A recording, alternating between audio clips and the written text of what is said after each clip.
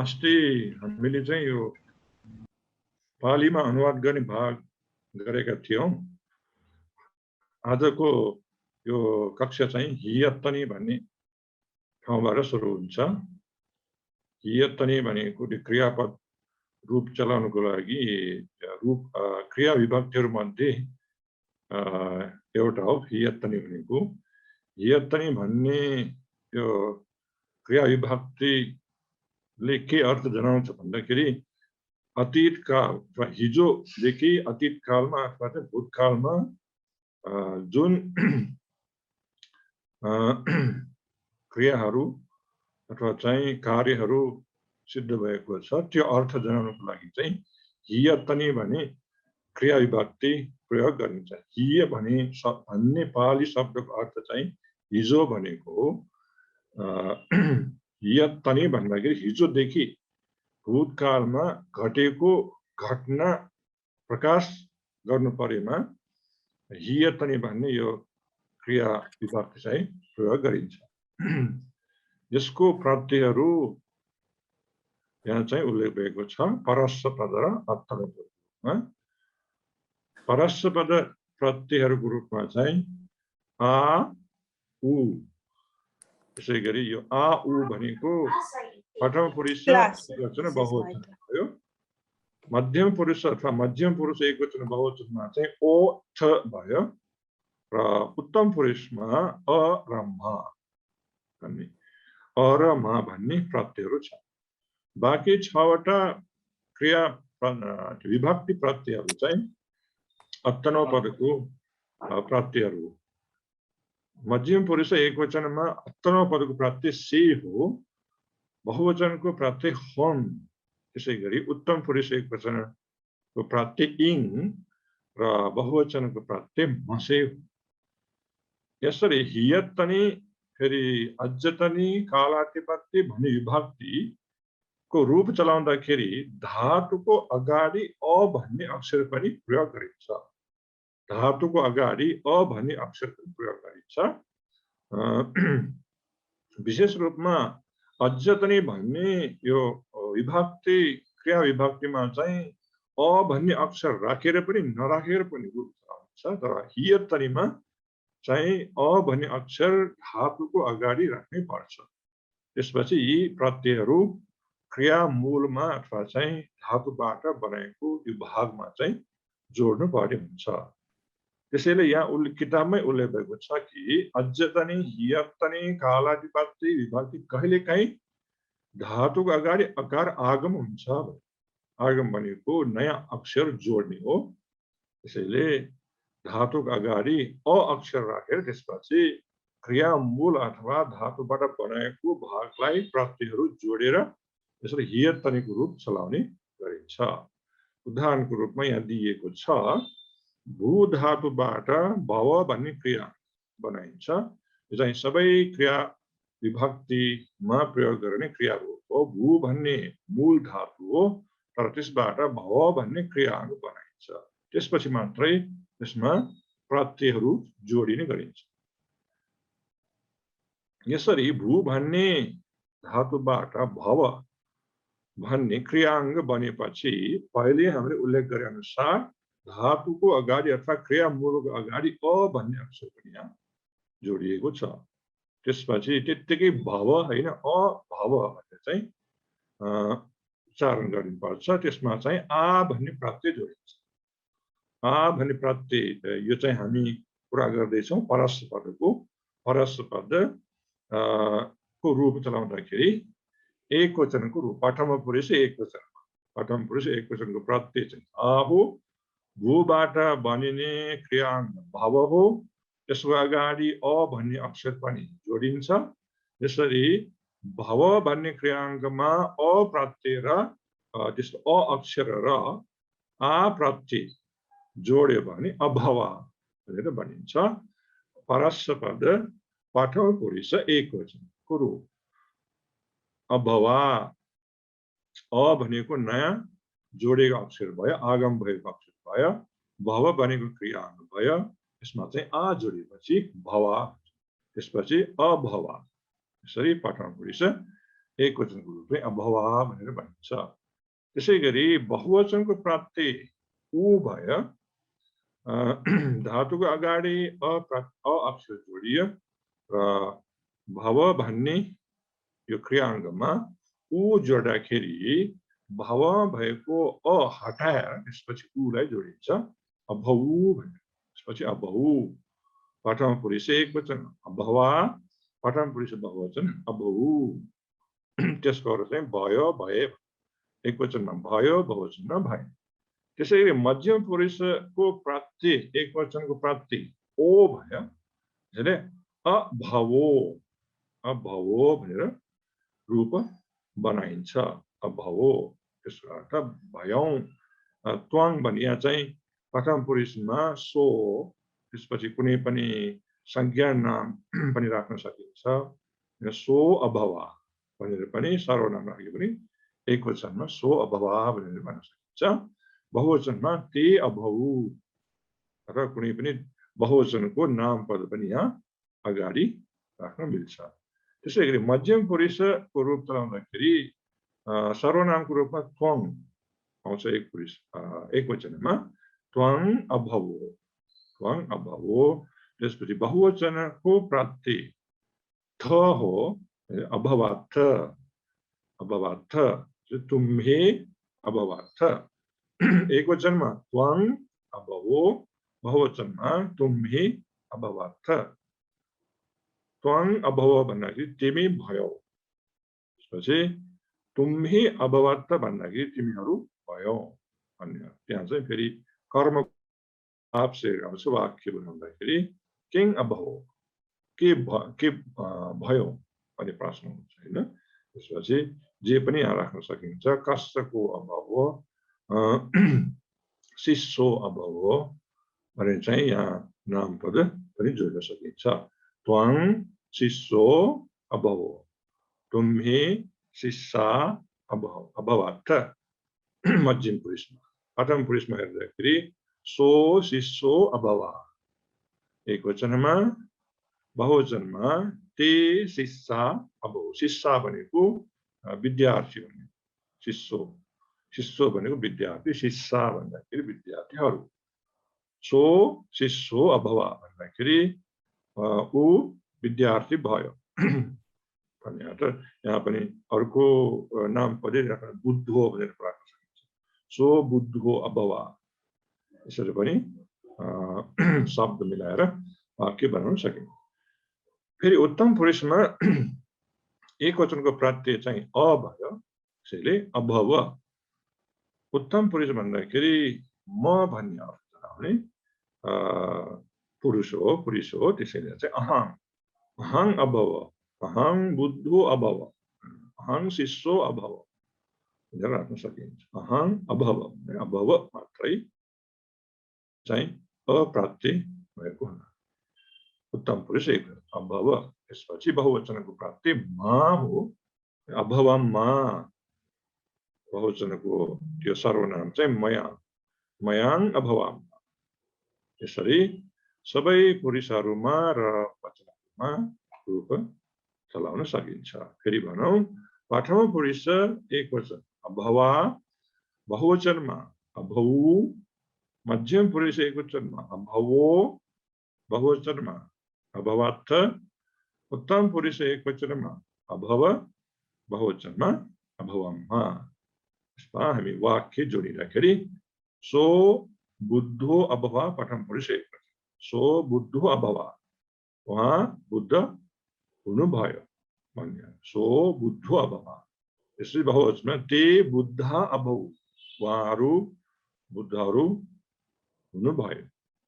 त्यसपछि मध्यम पुरुष एक आउँदाखेरि त्वङ बुद्धो अभव, त्वम बुद्धो अभव।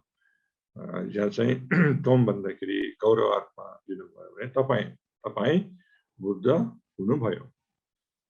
यसैगरी बहुवचनमा तुम्हे बुद्ध अभवाथ, तपाईहरू बुद्धहरू हुनुभयो। अहं बुद्धो अभव, म बुद्ध भए।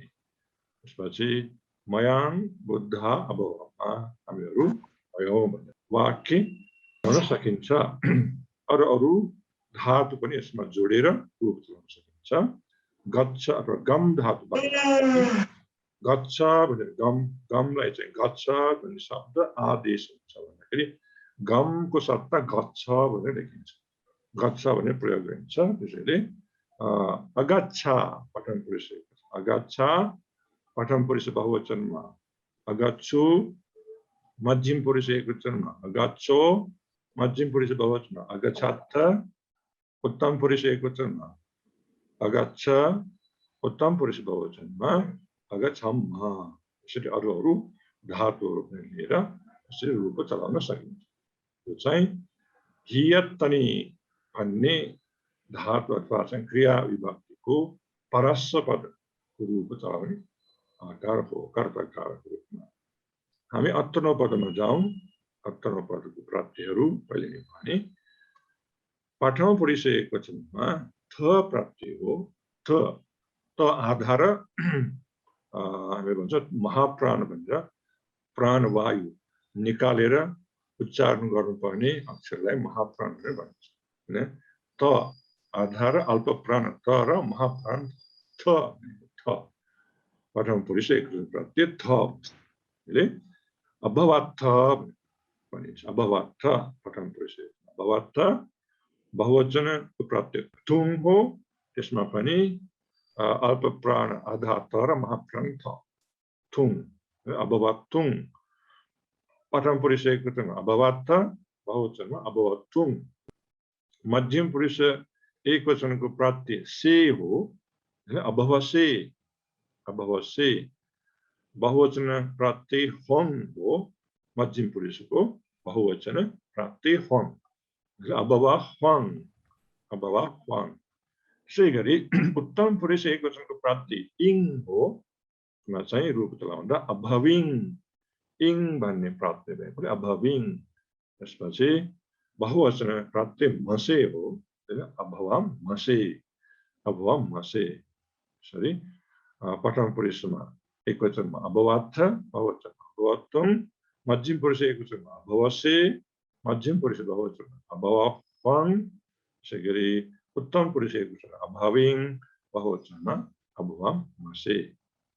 यसरी त्यो प्रत्यय अनुसार चाहिँ रूप चलाउनु पर्छ र प्रत्ययहरू जोडेर त्यसपछि धातुका अगाडि अ अक्षर जोडेर यसरी रूप चलाउनु पर्छ। गम धातु लियो भने पहिलेकै त्यो परस्परको रूप चलाउने जस्तै हामीले चाहिँ अगच्छथ प्रथम पुरुष एकवचन प्रथम पुरुष बहुवचन अगच्छथुङ। मध्यम पुरुष एकवचन अगच्छसे मध्यम पुरुष बहुवचन अगच्छह्वङ। उत्तम पुरुष एकवचन अगच्छिङ। त्यसपछि उत्तम पुरुष बहुवचन अगच्छम्मसे। यसरी गम धातुमा गच्छ भन्ने शब्द आदेश हुन्छ। यस प्रकारको आदेश हुने धेरै धातुहरू छन्। यी धातुमा चाहिँ इच्छ भनेर त्यसपछि यम धातुमा चाहिँ याच्छ यच्छति यमबाट याच्छ त्यसपछि यच्छति। अनि यी धातुबाट पनि होइन इच्छ भन्ने धातुमा चाहिँ इच्छ भनेर आदेश गरे इच्छति। त्यसै गरी गम धातुमा चाहिँ गच्छ भनेर आदेश गरे गच्छति। त्यो चाहिँ वर्तमानकालिक एकवचन भयो। सबैमा चाहिँ गच्छ भनेर आदेश हुन्छ। त्यसैले त्यही अनुसार चाहिँ प्रत्यय जोडेर रूप चलाउनु पर्ने हुन्छ। यसरी अत्तनो पदको रूपहरू चलाउन सकिन्छ प्रत्ययहरू जोडेर। यो चाहिँ हियत्तनी क्रिया विभक्तिको परस्व पद र अत्तनो पद रूप चलाउने विधि हो। अन्य धातुहरू पनि यसमा जोडेर यसरी रूप चलाउन सकिन्छ। हामीले प्रत्यय चाहिँ सम्झिराख्नु पर्छ कुन प्रत्यय हो र कुन वचनको प्रत्यय हो र कुन पदको पद भन्दाखेरि अत्तनो पद परस्व पद राम्रोसँग छुट्याउन सक्यो भने हामीलाई चाहिँ रूप चलाउन सजिलो हुन्छ। यसमा मैले अन्य उदाहरण पनि जोडिएको छु। एउटा दुईटा वाक्यहरूको रूपमा माता आहारं अपचा माता आहारं अपचा आमाले खाना पकाउनु भयो। आमाले खाना पकाउनु भयो माता आहारं पचा यो चाहिँ अपचा भन्ने क्रियापद हेर्दाखेरि हियत अनि परस्पद कथम पुरुष एकवचन जस्तै अभवा हामीले रूप चलाए भू धातुबाट अभवा त्यसै पच भन्ने धातुबाट अपचा माता आहारं अपचा मयां गामं अगच्छामः मयां गामं अगच्छामः हामीहरू गाउँमा गयौं हामीहरू गाउँ गयौं अथवा गाउँमा गयौं चाहिँ अगच्छामः भनेको उत्तम पुरुष बहुवचन क्रियापद हो चाहिँ गम धातुबाट लिएको धातु हो त्यसमा चाहिँ पहिले भने जस्तै गममा चाहिँ गच्छ भनेर आदेश हुन्छ अथवा गमको सट्टा गच्छ भनेर लेखिन्छ त्यसले अ जोड्यो भने अगच्छामः मयां गामं अगच्छामः हामीहरू गाउँमा गयौं त्यसैले अर्को उदाहरण चाहिँ अहं अकुशल कर्मं न अकर अहं अकुशल कर्मं न अकर मैले अकुशल कर्म गरेन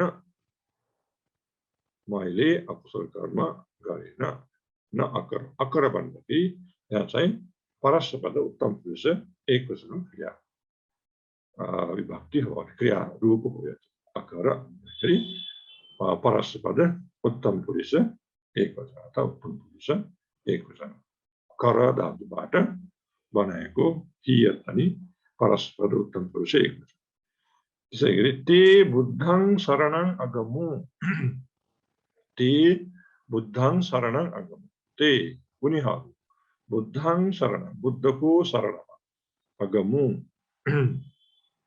गयो गए उनीहरू बुद्धको शरणमा गए अगमु भनेको चाहिँ प्रथम पुरुष बहुवचन क्रियापद हो अगमु त्यहाँ चाहिँ गच्छ भनेर चाहिँ आदेश भएको छैन गम धातुमा नै गम धातु पनि रूप चलाउन सकिन्छ त्यसैले चाहिँ अगमु भनेर रूप बनिएको छ त्यसैगरी तुम्हे सुशीला अभवत् तुम्हे सुशीला अभवत् अभवत् तिमीहरू धेरै नै धार्मिक अथवा कल्याणकारी र शीलवान सुशीला धेरै नै शीलवान भयौं धेरै नै शीलवान भयौं तिमीहरू धेरै नै शीलवान अथवा कल्याणकारी अथवा चरित्रवान भनेर पनि भन्न सकिन्छ सुशीला भनिसक्छ चरित्रवान कल्याणकारी वा धेरै शीलवान भन्न सकिन्छ अभवत् भयो यो चाहिँ मध्यम पुरुष बहुवचनको क्रिया रूप हो अभवत् सबै परस्पदकै हो परस्पद मध्यम पुरुष बहुवचन तुम्हे भनेर पनि यो सर्वनाम आएको छ त्वङको बहुवचन तुम्हे तिमीहरू भन्ने अर्थ जनाए तिमीहरू चरित्रवान भयो त्यसैले त्वङ कुशल कर्मं अकरो त्वङ कुशल कर्मं अकरो तिमीले कुशल कार्य गर्यौ तिमीले कुशल कार्य गर्यौ अकरो भन्दाखेरि यो पनि परस्पद मध्यम पुरुष एकवचन कर धातुबाट बनेको मध्यम पुरुष एकवचन अकरो यसरी यी शब्दहरू राखेर चाहिँ वाक्यहरू बनाउन सकिन्छ यसको अर्थ हियत्रे भन्दाखेरि हिजो आजदेखि होइन हिजोदेखि भूतकालमा घटेको घटनाहरू जनाउनु पर्दा हियत्रे भने क्रिया विभक्ति प्रयोग गरिन्छ यो पनि अतीतकालको अथवा चाहिँ भूतकालको रूप नै हो पालीमा अतीत अथवा भूतकालका क्रिया विभक्ति तीनवटा छ तीमध्ये एउटा हियत्ने हो हियत्ने भन्ने पहिले नै भने जस्तै हिजोदेखि भूतकालमा घटेको घटनाहरू जनाउनु पर्दा चाहिँ हियत्ने भन्ने क्रिया विभक्ति प्रयोग गरिन्छ सबभन्दा पहिले चाहिँ यो प्रत्ययहरू हामीले सम्झिराख्नुपर्छ परस्पर प्रत्ययहरू कुन कुन हुन् र तनौ भनेका प्रत्ययहरू कुन कुन ती प्रत्यय चाहिँ क्रियामूलमा जोडेर रूप चलाउन सकिन्छ त्यसो भए हामी अर्को क्रिया विभक्तिमा जाउँ हाम्रो यो 10 कक्षाको किताबको सिलेबस अनुसार गर्दैछौँ। किताबमा उल्लेख भए अनुसार अर्को भाग चाहिँ परोक्ष भन्ने क्रिया विभक्ति उल्लेख भएको छ। परोक्ष भनेको चाहिँ यो पनि अतीतकालमा भूतकालमा नै प्रयोग हुने क्रिया विभक्ति हो। परोक्ष भनेको आँखाबाट टाढा भन्ने हो। आँखालाई नदेखेको कुराहरू अथवा अत्यन्तै अतीतकालमा घटेको घटनाहरू जनाउनु पर्यो भने अथवा आफूले आँखाबाट नदेखेको घटनाहरू बताउनु पर्यो भने त्यस बेला परोक्ष भन्ने क्रिया विभक्ति प्रयोग गरिन्छ। शब्दको अर्थ हेर्दाखेरि नै स्पष्ट छ। परोक्ष आँखाबाट टाढा, आफूले प्रत्यक्ष रूपमा कुनै पनि नदेखेको कुराहरू जनाउनु पर्दा, प्रत्यक्ष रूपमा आँखालाई नदेखेको घटनाहरू बताउनु पर्दाखेरि परोक्ष भन्ने यो क्रिया विभक्ति प्रयोग गरिन्छ। तर यो परोक्ष भन्ने क्रिया विभक्तिको रूप चलाउँदाखेरि त्यसमा प्रत्ययहरू जोडेपछि रूप चलाउँदाखेरि द्वित्व अथवा चाहिँ दुईवटा अक्षर बनाउनु चाहिँ द्वित्व गरिन्छ। द्वित्व पनि गर्नु पर्छ। त्यो शब्दको अगाडिको भाग हामी त्यसबारे पनि चर्चा गरौँ। सबभन्दा पहिले हामीले प्रत्ययको बारे हेरौँ। परोक्षको परस्य पदको प्राप्तिहरू हेर्दाखेरि प्रथम पुरुष एकवचनको प्राप्ति अ हो। त्यसै गरी प्रथम पुरुष एकवचन परस्य पद प्रथम पुरुष अ, प्रथम पुरुष बहुवचन उ। उ भनेको प्रथम पुरुष एकवचन र बहुवचन प्राप्ति। त्यसै गरी मध्यम पुरुष एकवचनको प्राप्ति ए, मध्यम पुरुष बहुवचनको प्राप्ति थ, उत्तम पुरुषको एकवचनको प्राप्ति अ, उत्तम पुरुष बहुवचनको प्राप्ति म। यो चाहिँ परस्य पदको प्राप्तिहरू भयो। त्यसै गरी अत्तनो पदका 6वटा प्राप्तिहरू आउँछ। अत्तनो पद प्रथम पुरुष एकवचनको प्राप्ति चाहिँ थ हो। पहिले उल्लेख गरे जस्तै पहिले हाम्रो हियतनीमा पनि उल्लेख गरियो यस्तै प्रकारका प्राप्ति। थ आधा त र थ जोडेर बनेको प्राप्ति थ। त्यसै गरी अत्तनो पद प्रथम पुरुष बहुवचनको प्राप्ति चाहिँ रे, एकवचन थ बहुवचन रे। मध्यम पुरुष एकवचन प्राप्ति ठो, बहुवचन हो। उत्तम पुरुष एकवचन प्राप्ति ई र बहुवचन प्राप्ति मी। यसरी 6वटा प्राप्तिहरू दुवैमा परस्य पद र अत्तनो पदमा भएको छ। परोक्षमा हामी भू धातु लियो भने भू धातु परोक्षमा भू धातुलाई भुव भनेर आदेश हुन्छ। सबै प्रकारको क्रिया विभक्तिमा यो कुरा हो। वर्तमानमा पनि त्यस्तै भू धातुलाई चाहिँ भव भन्ने होइन, भुव होइन, त्यहाँनिर भुव भनेर उल्लेख गरेको छ। तर चाहिँ यो चाहिँ विशेष रूपमा परोक्षमा भुव, तर अरू ठाउँमा पनि भव भनेर बनाइन्छ। अरू ठाउँमा पनि भव, भू धातुबाट भव, तर परोक्षमा चाहिँ भुव भनेर आदेश हुन्छ। भू धातुलाई भुव भनेर आदेश हुन्छ। त्यसपछि त्यस भूकार द्वित्व गरिन्छ र भू भन्ने अक्षरलाई द्वित्व गरिन्छ र दुईटा अक्षर बनाइन्छ। यहाँ द्वित्व गर्दाखेरि पनि त्यसको अलग्गै एउटा धेरैवटा नियमहरू छ। त्यो नियमहरू चाहिँ हामीले राम्रोसँग थाहा पायो भने रूप चाहिँ चलाउन र रूप बनाउन सजिलो हुन्छ। अगाडिको भू अक्षरमा भएको उकार चाहिँ उ अक्षर अकारमा परिणत गरिन्छ। हामीले पहिले नै उल्लेख गरे कि भू धातुबाट भुव भनेर आदेश गरिन्छ। त्यसपछि भुव भन्ने शब्दमा भएको यो भू भन्ने अक्षरको भू भन्ने अक्षरमा भएको लाई चाहिँ फेरि अकारमा परिणत गरिन्छ। अकार। त्यसपछि यहाँ भकारलाई द्वित्व गर्दाखेरि ब भन्ने अक्षर प्रयोग हुन्छ। भ भन्ने अक्षरलाई द्वित्व गर्दाखेरि ब भनेर चाहिँ परिणत गरिन्छ। यो चाहिँ पछि हाम्रो यो भू भन्ने धातु रूप चलाउँदाखेरि थाहा पाउन सकिन्छ। त्यस बाहेक हामी सबै थाहा पाउनु भन्ने द्वित्वका नियमहरू अलिकति छन्, त्यसबारे पनि हामी चर्चा गरौँ। यो चाहिँ हाम्रो यो परित्युक किताबमा छैन यो द्वित्वहरू नियमहरू, द्वित्वका नियमहरू, तर हामीले थाहा पायो भने राम्रो हुन्छ चाहिँ जोडेको छु। द्वित्वको नियमहरू भन्दाखेरि द्वित्व गर्दाखेरि कसरी द्वित्व गरिने, कुन तरिका, कुन विधि अपनाएर द्वित्व गर्ने भन्ने कुराहरू चाहिँ यो द्वित्वको नियमहरूमा उल्लेख भएको छ। प्रथम नियमहरू चाहिँ पहिलो नियममा हेर्यो भने कुनै पनि धातु स्वर अक्षरबाट सुरु भयो त्यस स्वर मात्रै द्वित्व गरिन्छ। कुनै पनि धातु व्यञ्जन अक्षरबाट होइन स्वर अक्षरबाट सुरु भयो भने द्वित्व गर्ने भाग चाहिँ त्यो स्वर अक्षर मात्रै हो।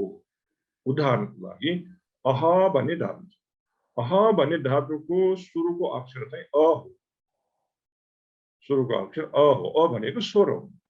त्यसैले स्वरबाट सुरु भएको धातु अह भन्ने। यसरी स्वरबाट सुरु भएको धातुमा चाहिँ द्वित्व गर्दाखेरि स्वर मात्रै द्वित्व गरिन्छ। अलाई द्वित्व गर्दाखेरि आ भन्छ। अ आ। त्यसैले आह भनेर चाहिँ क्रियाहरू बन्छ। कुनै पनि धातु स्वरबाट सुरु भयो भने त्यो स्वर मात्रै द्वित्व गरिन्छ। यो पहिलो द्वित्वको नियम हो। यसै गरी द्वित्वको दोस्रो नियममा हेर्यो भने कण्ठ्य अक्षर भनेको घाँटीबाट निस्किने अक्षरहरू विशेष रूपमा घाँटीमा स्पर्श भएर अक्षरहरू निस्किन्छ भने त्यसलाई कण्ठ्य अक्षर भनिन्छ। उदाहरणको लागि क ख ग घ ङ ह भन्ने अक्षर घाँटीबाट निक्लिने अथवा चाहिँ निस्किने अक्षरहरू उच्चारण गर्दाखेरि घाँटीबाट निस्किने अक्षरहरू त्यसलाई चाहिँ हामी कण्ठ्य भनेर भन्छौँ। क ख ग घ ङ ह भन्ने अक्षरहरू कण्ठ्य अक्षर। यस प्रकारका कण्ठ्य अक्षरलाई द्वित्व गर्नु पर्यो भने त्यस अनुरूपका तालव्य अक्षरद्वारा द्वित्व गरिन्छ। तालव्य अक्षर भन्दाखेरि तालुबाट निस्किने अक्षरहरू जस्तै च छ ज झ ञ श भन्ने अक्षरहरू तालव्य अक्षरहरू। क ख ग घ ङ ह भनेको चाहिँ कण्ठ्य अक्षर। तालुबाट निस्किने अक्षरहरू भने च छ ज झ ञ श भन्ने अक्षर तालव्य अक्षरहरू। कुनै पनि धातुमा कण्ठ्य अक्षर आयो भने त्यो कण्ठ्य अक्षरलाई द्वित्व गर्नु पर्यो भने त्यो कण्ठ्य अक्षरको अनुरूप तालव्य अक्षर राखेर चाहिँ द्वित्व गरिन्छ। उदाहरणको लागि हेरौँ गम भन्ने धातु छ। त्यहाँ चाहिँ सुरुको अक्षर ग हो। ग भनेको कण्ठ्य अक्षर। क ख ग घ ङ भन्ने अक्षरहरू कण्ठ्य अक्षर होइन। क वर्गको अक्षरहरू चाहिँ कण्ठ्य अक्षर। ग भन्ने अक्षर पनि कण्ठ्य क वर्गमा पर्छ। यो पनि कण्ठ्य अक्षर हो। तर ग भन्ने अक्षरलाई द्वित्व गर्दाखेरि ग ग भनेर नै द्वित्व गरिँदैन। त्यसमा चाहिँ तालव्य अक्षर र तालुबाट निस्किने अक्षरद्वारा चाहिँ कण्ठ्य अक्षर द्वित्व गर्नुपर्छ। क ख ग भन्दाखेरि क वर्गमा तेस्रो अक्षर क ख ग तेस्रो अक्षर। त्यसपछि तालव्य अक्षर लिँदाखेरि च छ ज झ भन्दाखेरि कण्ठ्य अक्षरको तेस्रो अक्षरको अनुरूपमा नै तालव्य अक्षरको तेस्रो अक्षरबाटै द्वित्व गरिन्छ। ग भनेको क वर्गको तेस्रो अक्षर हो। त्यसलाई द्वित्व गर्नु पर्दाखेरि तालव्य अक्षर अथवा चाहिँ च वर्गको तेस्रो अक्षरबाट नै गर्नुपर्छ। च वर्गको तेस्रो अक्षर भनेको च छ ज हो। च छ ज। त्यसैले गलाई द्वित्व गर्नु भने ज भन्ने अक्षर प्रयोग। त्यसैले गम भन्ने धातुबाट बनाउने परोक्ष क्रियाहरू छ जगाम त्यहाँ चाहिँ डिक्टो गरेर गगाम प्रयोग छ तर गलाई डिक्टो गर्दाखेरि ज भनेर प्रयोग गरिन्छ किनभने एउटा नियम त्यो नियम अनुसार कण्ठ्य अक्षरलाई डिक्टो गर्नु भने तालव्य अक्षर प्रयोग गर्नु पर्छ त्यही वर्गाक्षरहरुलाई चाहिँ वर्गाक्षर हैन वर्गाक्षर जुन ठाउँमा हुन्छ त्यही ठाउँ कण्ठ्य अक्षरको त्यो लाइनमा छ नि लाइनमा जुन ठाउँमा ती अक्षरहरू छन् तालव्य अक्षरको ती लाइनमा ती ठाउँमा भएको अक्षरहरूद्वारा डिक्टो गरिन्छ त्यसले गम भन्ने ठाउँमा ग भनेको कण्ठ्य अक्षर तेस्रो कवर्गको तेस्रो अक्षर भयो त्यसलाई डिक्टो गर्दाखेरि च वर्गको तेस्रो अक्षर ज राखेर चाहिँ डिक्टो गरिन्छ यसरी गम भन्ने धातुबाट बनाइने परोक्ष र चाहिँ परोक्ष एकवचन चाहिँ जगाम यहाँ चाहिँ गम भन्ने ठाउँमा गमा चाहिँ दीर्घ पनि भएको छ जगम मात्रै नभएको जगाम त्यहाँ पनि एउटा नियम छ प्रथम पुरुष एकवचनमा चाहिँ त्यो डिक्टो गरिने अक्षर दोस्रो अक्षरको स्वर चाहिँ दीर्घ हुन्छ त्यही अनुसार यहाँ चाहिँ जगाम चाहिँ दोस्रो नियम हो कण्ठ्य अक्षरको अक्षरलाई डिक्टो गर्दाखेरि तालव्य अक्षरद्वारा डिक्टो गरिन्छ यी कुराहरू स्पष्ट भयो तपाईहरुलाई भन्ते यसमा छ नि अगाडि ज पनि थपेर अनि अ को ठाउँमा आकार पनि गर्नु पर्यो हैन भन्ते हो किनभने यो प्रथम पुरुष एकवचनको रूप अरु ठाउँमा चाहिँ पर्दैन प्रथम पुरुषको एकवचनमा मात्रै गलाई गमा भएको अलाई आ दीर्घ गर्न पर्यो त्यसपछि तेस्रो नियम भन्दाखेरि अल्प प्राणाक्षरद्वारा डिक्टो गरिन्छ अल्प प्राण भन्दाखेरि उच्चारण गर्दै थोरै मात्र श्वास निक्लिने अक्षरहरूलाई अल्प प्राण भनेर भनिन्छ यो शब्दको अर्थ अनुसार नै चाहिँ अर्थ लिन सकिन्छ हैन शब्दको अनुसार नै अल्प प्राण थोरै श्वास अथवा चाहिँ प्राणवायु निक्लिने गर्दै उच्चारण गरिने अक्षरहरू अल्प प्राण डिक्टो गर्नु पर्यो भने अल्प प्राणद्वारा नै गरिन्छ जस्तै उदाहरणको लागि पच भन्ने धातुमा प भनेको अल्प प्राण प भन्ने शब्द उच्चारण गर्दाखेरि फेरि श्वास अथवा चाहिँ प्राणवायु निकाल्नु पर्दैन निस्किँदैन त्यसलाई हामी अल्प प्राण भनेर भन्छौँ यसरी अल्प प्राण अक्षरहरू डिक्टो गर्नु पर्यो अल्प प्राणद्वारा नै गरिन्छ पच भन्ने ठाउँमा प डिक्टो गर्दाखेरि प भन्ने अक्षर नै प्रयोग पच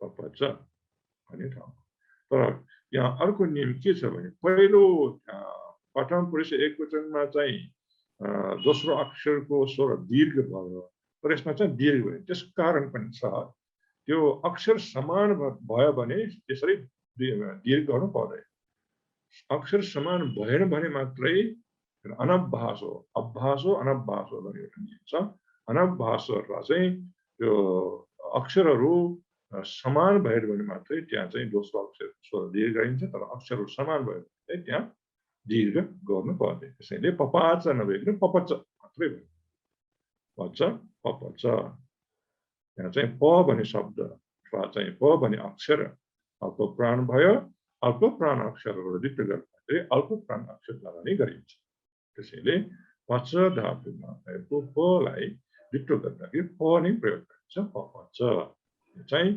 प्रथम पुरुष परस शब्द एकवचनको रूप हो पपच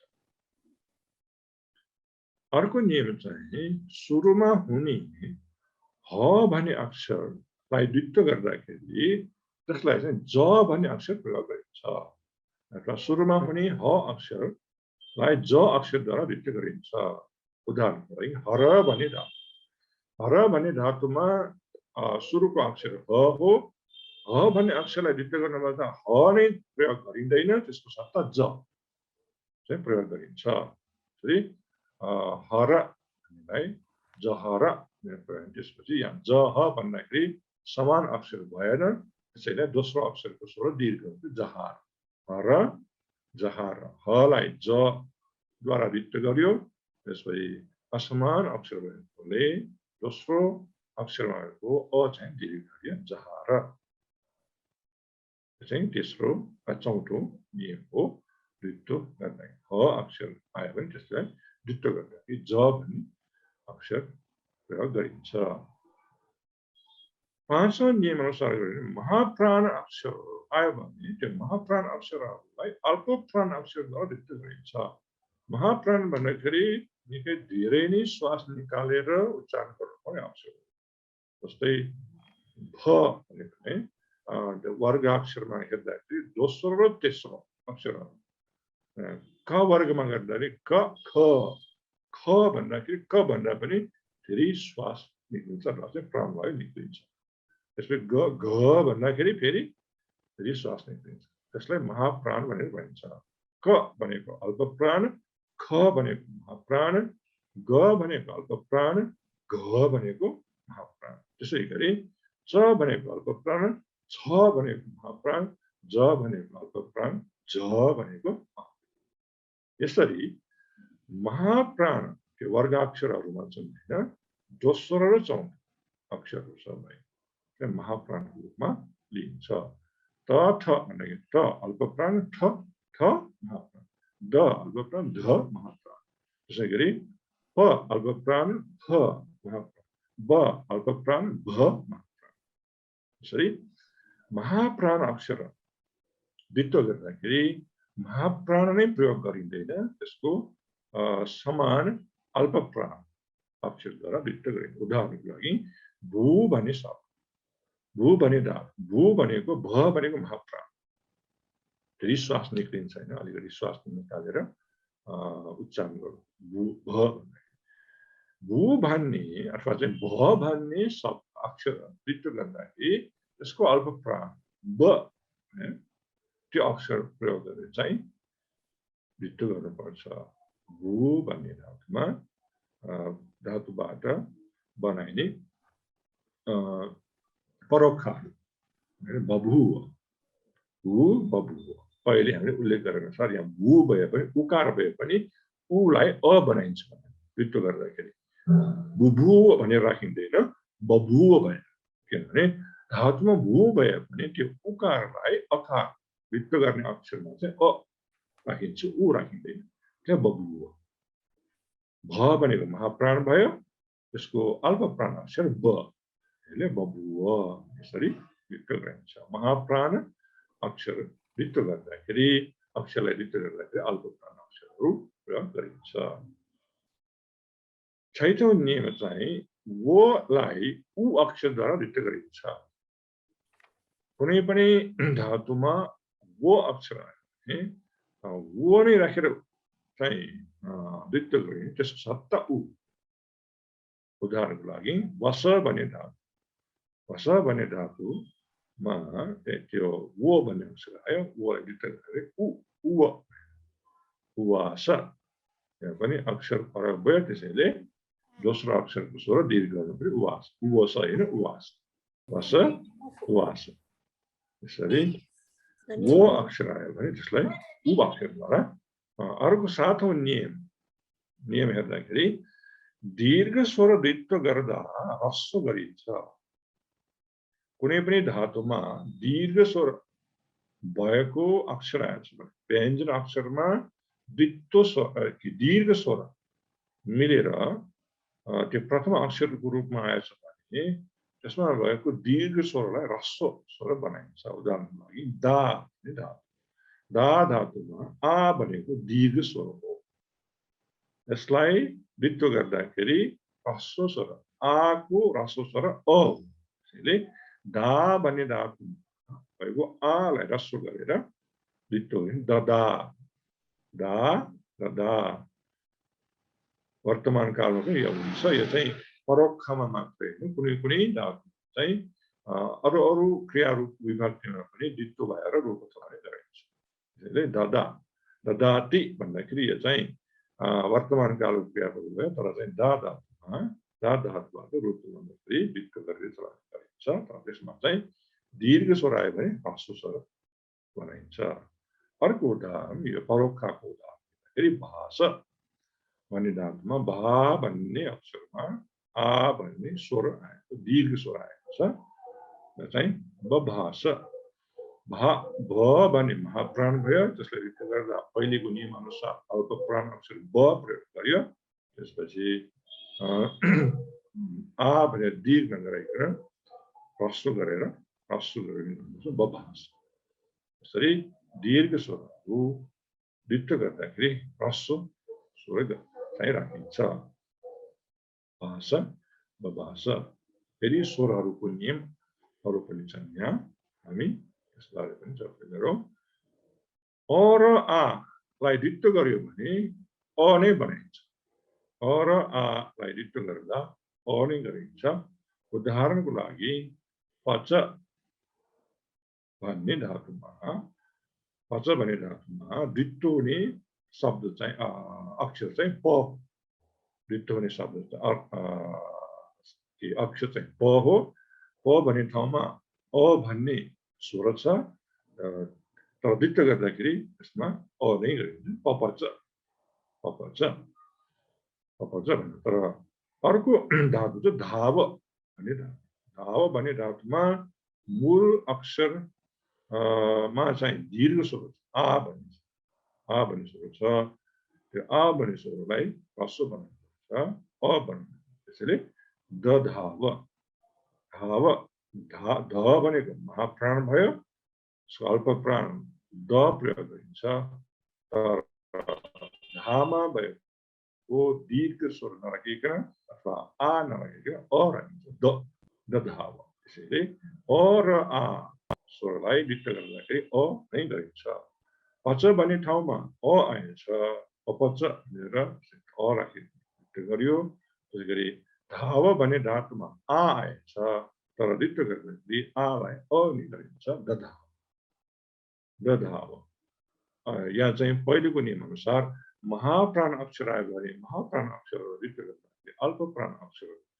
राख्नुपर्छ त्यसैले ध भन्ने अक्षर महाप्राण भयो त्यसको अल्प प्राण चाहिँ दधाव रिक्त गरिन्छ अर्को नियम चाहिँ इ र इ भन्ने अक्षर दीर्घ इ र ह्रस्व इ लाई रिक्त गर्दाखेरि ह्रस्व इ नै राखिन्छ इ र इ लाई इ भनेर नै रिक्त गरिन्छ उदाहरण चाहिँ कित भन्ने धातु तर कित भन्ने धातुमा किच्छ भनेर आदेश भयो जस्तै गम भन्ने धातुमा गच्छ भए जस्तै किट भन्ने धातुमा किच्छ भनेर आदेश हुन्छ किट भन्ने धातुलाई रिक्त गर्दाखेरि त्यहाँ किच्छ भनेर आदेश भयो त्यसपछि त्यहाँ किट भन्ने ठाउँमा चाहिँ इ आएछ हैन ह्रस्व इ त्यसैले रिक्त गर्दाखेरि पनि ह्रस्व इ नै राख्नुपर्छ तर क भनेको कण्ठ्य अक्षर हो पहिलेको नियम अनुसार कण्ठ्य अक्षर आयो भने त्यसलाई रिक्त गर्दाखेरि तालव्य अक्षर राख्नुपर्छ त्यसैले कलाई रिक्त गर्दाखेरि च प्रयोग गर्नुपर्छ यहाँ चाहिँ कि भएपछि चि भनेर यसरी चिकित्सा भनेर यसरी इ अक्षर आएमा इ नै राखिन्छ ह्रस्व इ लाई रिक्त गर्दा ह्रस्व इ त्यसैले दीर्घ इ आयो भने त्यसलाई पनि ह्रस्व इ नै गर्छ दीर्घ इ को उदाहरण हेर्दाखेरि जीव भन्ने धातुमा जी भन्दाखेरि दीर्घ इ प्रयोग ज र इ जी भयो यसरी दीर्घ इ आयो पनि रिक्त गर्दाखेरि दीर्घ गरिँदैन ह्रस्व नै गरिन्छ त्यसैले जिजीव रिक्त गर्दाखेरि जिजीव हुँदैन जिजीव त्यसरी ह्रस्व र दीर्घ इ आएको खण्डमा रिक्त गर्दाखेरि ह्रस्व इ नै प्रयोग गरिन्छ भन्ने उदाहरण त्यसै गरी अर्को नियम चाहिँ ह्रस्व उ र दीर्घ उ आएको खण्डमा रिक्त गर्दाखेरि ह्रस्व उ नै प्रयोग गरिन्छ कहिलेकाहीँ उ पनि प्रयोग गरिन्छ कहिलेकाहीँ अ पनि प्रयोग गरिन्छ उ र उ लाई कहिलेकाहीँ उ र ह्रस्व उ कहिलेकाहीँ अ पनि गरिन्छ उदाहरण लागि भू भन्ने धातुमा दीर्घ उ आएको छ दीर्घ उ आउँदाखेरि रिक्त गर्दाखेरि कुनै ठाउँमा चाहिँ ह्रस्व उ पनि बनाउन सकिन्छ तर बभुव भनेर चाहिँ दीर्घ रूप पनि चलाइन्छ, तर कुनै कुनै ठाउँमा चाहिँ ह्रस्व ऊ पनि राखिन्छ। त्यसैले बभुव, तर बभुव भन्दाखेरि यहाँ चाहिँ प्रथम पुरुष एकवचन होइन, उत्तम पुरुष एकवचन बभुव भन्दाखेरि। उत्तम पुरुष एकवचन बभुव भनेर ह्रस्व भएर आएको छ, तर प्रथम पुरुष एकवचनमा चाहिँ बभुव भनेर दीर्घ रूपमा छ। यहाँ चाहिँ उदाहरण दिनु पर्ने भएको चाहिँ दीर्घ ऊ भए पनि ह्रस्व बनिन्छ भनेर उदाहरण दिनु पर्यो। चाहिँ उत्तम पुरुषको एकवचन रूप चाहिँ राखिन्छ बभुव। ऊ भन्ने ठाउँमा ऊ भनेको दीर्घ भयो, त्यसलाई त्यो ऊलाई ह्रस्व भन्दाखेरि बभुव। भू भने भू भन्ने धातुमा भ भनेको प्राण भयो, जसलाई द्वित्व गर्दाखेरि अल्प प्राण ब प्रयोग गर्नु पर्यो। त्यसपछि यो नियम अनुसार भूमा भएको ऊ दीर्घ ऊलाई ह्रस्व गर्नु पर्यो बभुव। त्यसै गरी ऊ ह्रस्व ऊ मात्र आयो भने, ह्रस्व ऊ मात्रै आयो भने चाहिँ ह्रस्व नै राखिन्छ। तुद भने धातु, तुद भने धातुमा तु भने अक्षरमा ह्रस्व हुन्छ, यसलाई द्वित्व गर्दाखेरि तु नै राखिन्छ अथवा चाहिँ ह्रस्व ऊ नै प्रयोग गरिन्छ। यसरी दीर्घ र ह्रस्व ऊ आएको खण्डमा द्वित्व गर्नु पर्दाखेरि कहिलेकाहीँ ऊ भन्ने ह्रस्व स्वर नै प्रयोग गरिन्छ। अ भन्ने यो राखेको चाहिँ बभुव भन्ने ठाउँ, भू भए भूमा ऊ आए भने द्वित्व गर्दाखेरि बमा ऊ नराखिकन अ नै प्रयोग, बभुव बुभुव नगरिकन बभुव। यसरी कुनै कुनै ठाउँमा चाहिँ ऊको साथमा अ पनि प्रयोग गरिन्छ भनेर चाहिँ उदाहरण देखाएको छ। त्यसपछि अर्को नियम चाहिँ ईलाई कहिलेकाहीँ ए को रूपमा परिणत गरिन्छ। ई स्वर आयो भने कुनै कुनै अवस्थामा चाहिँ ए द्वित्व गर्दा ए। उदाहरणको लागि छिद भन्ने धातु, छिद भन्ने धातुमा छि भन्ने ठाउँमा ई छ र ई छिद छिद, तर द्वित्व गर्दाखेरि त्यहाँ चाहिँ छिछिद भनेर नराखिकन चिच्छेद भन्यो, चिच्छेद। छ भनेको महाप्राण अक्षर भयो, त्यसलाई द्वित्व गर्दाखेरि अल्प प्राण अक्षर प्रयोग गर्नु पर्यो, त्यसैले च अक्षर प्रयोग गरियो, तर त्यहाँ चाहिँ ई अक्षर आएको खण्डमा ए गर्नु पर्ने भएकोले चिच्छेद, ईलाई कहिलेकाहीँ ए बनाइन्छ चिच्छेद। त्यसै गरी ऊलाई कहिलेकाहीँ ओ बनाइन्छ। ऊ अक्षर आयो भने द्वित्व गर्दा कहिलेकाहीँ ओ ऊ नै राखिँदैन, ओ भनेर परिणत गरिन्छ। उदाहरणलाई सुच भन्ने धातु, सुच भन्ने ठाउँमा चाहिँ त्यो शब्दमा मूल स्वर अर्थात् चाहिँ ऊ हो अथवा चाहिँ स ऊ आएको छ मूल अक्षरमा। यो ऊलाई द्वित्व गर्दाखेरि सुसुच भनेर नराखिकन सुसोच, सुलाई ओ बनाए, यसरी द्वित्व गरिन्छ सुसोच, ऊलाई ओ बनाइन्छ। त्यसै गरी धातुको अप्रथम भन्दै यो ईमा छ नि, यो सीमा छेद हुँदैन भन्दै ईमा यो यो ई दीर्घ ईको यो नम्बरमा छिदको छेद हुँदैन भन्दै छेद दुवैमा ए र दुवैमा ए मिल्छ भन्दै हुँदैन, किनभने एउटामा मात्रै हो। किनभने धातुको ई चाहिँ के ईमा भएको एउटा ई त्यत्तिकै बाँकी रहन्छ, एउटा मात्रै ए बनायो। जस्तै माथि तुदमा तुतुद भएको जस्तै त्यो अर्कै नियम भयो होइन। त्यो चाहिँ तुद भन्ने धातुमा ऊ आएछ नि, ऊ आएखेरि ऊ आउँदाखेरि ऊ नै बनाइन्छ भनेको माथिको नियम अलग्गै भयो। त्यसमा चाहिँ त्यसैले टु टु भनेर दुवै ठाउँमा ऊ भयो, त्यो चाहिँ अर्कै नियम भयो। त्यहाँ ऊ भए पनि त्यो ऊ त्यहाँ ऊ नम्बर छ नि, ऊ नम्बरमा ऊ आउँदाखेरि कुनै कुनै ठाउँमा ओ बनाइन्छ, तर ई नम्बरमा ऊ आए पनि त्यहाँ ओ बनाइन्छ, त्यहाँ ऊ नै बनाइन्छ। त्यो दुईटा नियम भयो त्यहाँ। तर धातुमा ऊ नै भए पनि कुनै कुनै धातु अनुसार चाहिँ त्यो रूप बेग्ला बेग्लै फरक हुन्छ। सबै ठाउँमा ऊ आयो भनेर ओ नै हुँदैन, सबै ठाउँमा ऊ आयो भनेर ऊ नै अलग्गै नियम छ। त्यसै गरी यहाँ पनि त्यस्तै हो। चिछेर भन्ने ठाउँमा चाहिँ ईलाई कहिलेकाहीँ ए भने नि एउटा अक्षरमा मात्रै दुईटामा राख्नु पर्दैन, एउटा मात्रै है, एउटा मात्रै ए बनाइने हो, एउटा मात्रै ए बनाइने, एउटा मात्रै ए गर्ने हो है। त्यसै गरी ऊ नम्बरमा हेर्दाखेरि धातुको अप्राथम व्यञ्जन अनुसार कहिलेकाहीँ आ गरिन्छ। धातुको अप्राथम व्यञ्जन अनुसार कहिलेकाहीँ आ गरिन्छ। जस्तै वस हुने धातुमा ऊ आस, मैले चाहिँ यो पहिले उल्लेख गरेको थियो। प्रथम पुरुष एकवचन मात्रै दीर्घ हुने हो, किनभने त्यसमा अक्षर फरक भयो भने स्वर चाहिँ दीर्घ गरिने हो। त्यसैले चाहिँ धातुको अप्रथम व्यञ्जन अनुसार कहिलेकाहीँ अलाई आ भनिन्छ। त्यो चाहिँ प्रथम पुरुष एकवचन मात्रै आउने कुरा। वस ऊ आस, वस भनेको अ भयो, त्यसपछि द्वित्व बनाउँदाखेरि ऊ राख्यो र वमा भएको अलाई आ बनायो, ऊ आस, ऊ आस। यस प्रकारका नियमहरू छन्। हामी बिस्तारै बिस्तारै सिकाउने सबै होइन, धेरै गाह्रो छ अथवा चाहिँ धेरै नियमहरू छन्, कसरी हामीले सिक्ने गाह्रो छ भने चाहिँ यसरी चिन्ता लिनु पर्दैन होइन। बिस्तारै बिस्तारै हामीले चाहिँ एउटा दुईटा बिस्तारै पढेर सिक्ने हो। यो चाहिँ सबै हामीले नियम उल्लेख गरेको थाहा पाउनु पर्ने हो। द्वित्व गर्दाखेरि कसरी कुनै कुनै रूप चलाउँदाखेरि यसमा चाहिँ अर्कै रूप छ, अर्को शब्द अर्कै रूप छ भने चाहिँ देखिन्छ नि। त्यसलाई अलिकति हामीले चाहिँ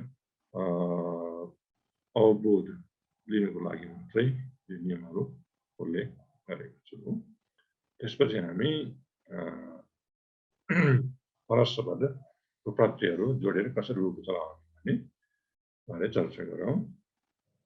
कर्तकारको परस्पर चाहिँ पहिले नै उल्लेख गरेको थियौँ हामीले। प्रथम पुरुष एकवचनमा चाहिँ अ भन्ने प्रत्यय, त्यसपछि द्वित्व गर्दाखेरि भू धातु लिँदाखेरि होइन, भू धातु भुव भयो, चाहिँ बबु र वमा अ जोड्यो, बबुव, बबुव भयो प्रथम पुरुष एकवचन बबुव। बहुवचनको प्रत्यय ऊ भयो, त्यसैले बबु प्रत्यय ऊ, त्यसैले बबु। मध्यम पुरुष एकवचनको प्रत्यय ए भयो, त्यसैले बबुवे, बबुवे। द्वित्वको नियम अनुसार थाहा भयो भने प्रत्ययहरू यसमा जोडिने गर्ने। मध्यम पुरुष एकवचनको प्रत्यय ए, त्यसैले बबुवे। मध्यम पुरुष बहुवचनको प्रत्यय थ भयो, बबुविथ। त्यसै गरी उत्तम पुरुष एकवचनको प्रत्यय अ भयो, बबुव, र उत्तम पुरुष बहुवचनको प्रत्यय म भयो, चाहिँ बबुविम।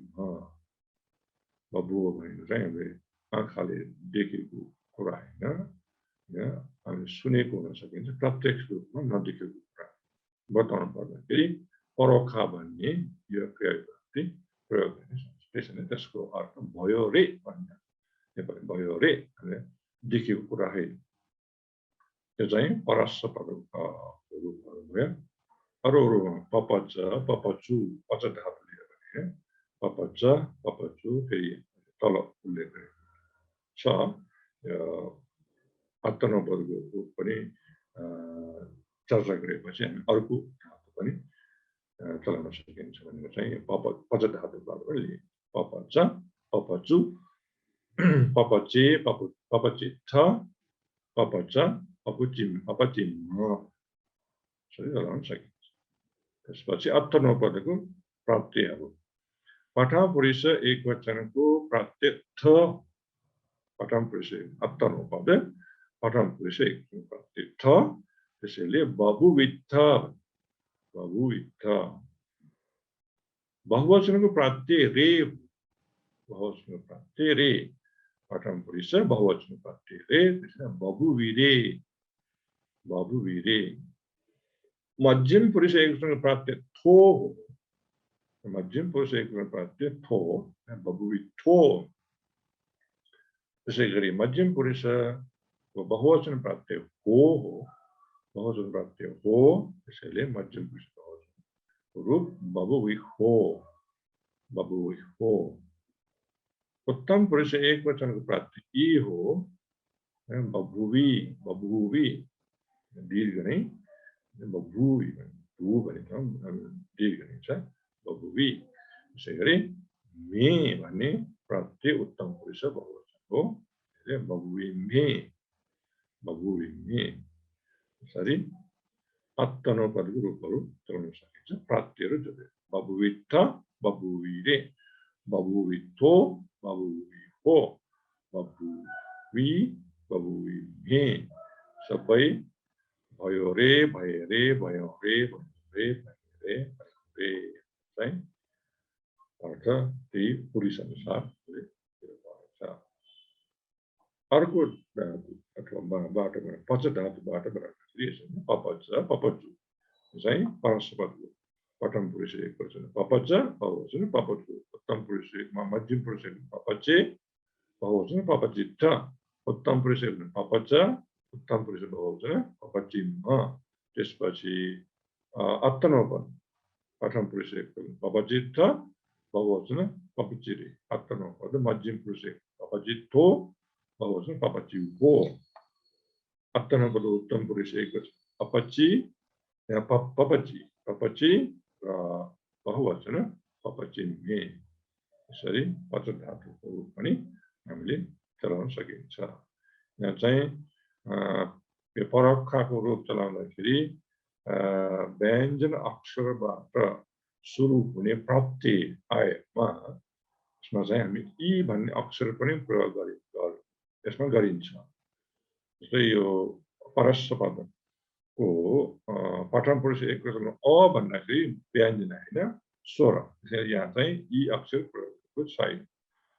उ भन्ने अक्षर पनि स्वर नै भयो, त्यसैले बबु भन्ने ठाउँमा पनि ई प्रयोग गरेको छैन। त्यसै गरी मध्यम पुरुष एक वचन प्राप्ति ए भयो, त्यहाँ पनि ई प्रयोग गरेको छैन। तर मध्यम पुरुष बहुवचनको प्राप्ति थ भयो, त्यो चाहिँ व्यञ्जन अक्षर।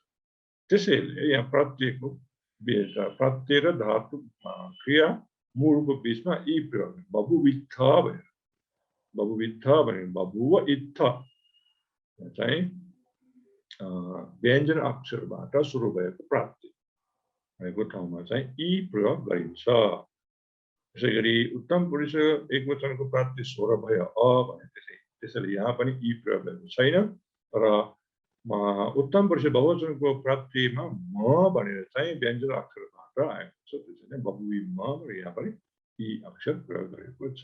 सबै ठाउँमा जुन यसलाई चाहिँ हामी के भन्छौँ भन्दाखेरि असभ्य धातु। असभ्य धातु भन्दाखेरि रूप चलाउँदाखेरि चाहिँ व्यञ्जन अक्षरबाट सुरु भएको प्राप्तिहरू आएमा यी स्वर प्रयोग गरिने असभ्य धातु भनेर भनिन्छ। यो परोक्ष भनेको असभ्य धातु हो। त्यसैले चाहिँ व्यञ्जन अक्षरबाट सुरु हुने प्रत्ययहरूसँग जोडिँदा मात्रै यी भन्ने अक्षर प्रयोग गरिन्छ। यहाँ चाहिँ परोक्ष असभ्य धातु भएकोले कुनै ठाउँमा इकार आगम भएको छ भने चाहिँ किताबमा उल्लेख गरेको छ। त्यसो भए हामी आजलाई यहीँ टुङ्ग्याउँ, हाम्रो समय चाहिँ सक्यो।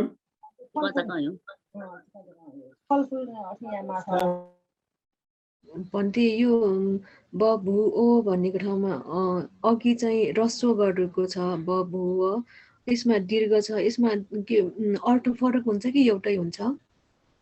त्यो हामीले दिक्तो नियममा हेर्दाखेरि रस्व गरेको थियो नि।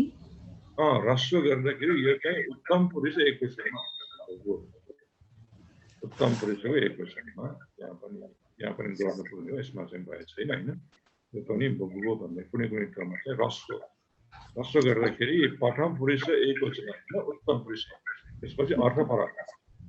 बभुवो भन्दाखेरि रस्व गर्दाखेरि म भएँ छ, दीर्घ हुँदा बभुवो भन्दाखेरि ऊ भयो भन्ने चाहिँ रस्व र दीर्घ गर्दाखेरि रूप पनि फरक हुन्छ। बभुवो भन्ने शब्दमा रस्व भयो भने यो चाहिँ रस्व चाहिँ उत्तम पुरुष एक वचन। त्यसको अर्थ म भएँ भन्ने तर त्यसमा चाहिँ दीर्घ भयो भने बबुवा भन्दाखेरि प्रथम पुरुष एकवचन त्यसको अर्थ चाहिँ ऊ अथवा चाहिँ कुनै पनि व्यक्ति भयो त्यसरी अर्थ पनि फरक हुन्छ ह्रस्व र दीर्घ अनि भन्थे त्यो अघिको चाहिँ नि आमा यो कि त भन्नेको ठाउँमा ची चिकित्छ भने भएछ नि तको ठाउँमा चच्छ छ नि उसमा आमा 60 नम्बरको आमा कि तको अनि चिकित्सा भएको छ नि त्यो त्यसमा चाहिँ किट भन्ने धातुलाई किच्छ भनेर आदेश गर्छ किट भन्ने धातुबाट यसमा चाहिँ त किट भनेर नराखिकन किच्छ जस्तै मैले पहिले उदाहरण पनि दिएँ घम भन्ने धातुबाट क्रियापद बनाइँदाखेरि गच्छ भनेर गच्छति भने धातुको क्रियाको धातु चाहिँ गम गच्छ होइन धातुको रूपमा गमम हुन्छ तर चाहिँ रूप चलाउनु पर्यो भने त्यो गमलाई चाहिँ गच्छ भनेर आदेश त्यस्तै यहाँ पनि त्यस्तै भएको त्यस्तै हजुर हजुर हस् धन्यवाद भन्दै त्यसो भए हामी आज यहीँ टुङ्ग्यौँ कि हुन्छ भन्दै के क्वेसन छ कि छैन अरूहरूको छैन भने आज यति नै गर्नु पर्ला भन्दै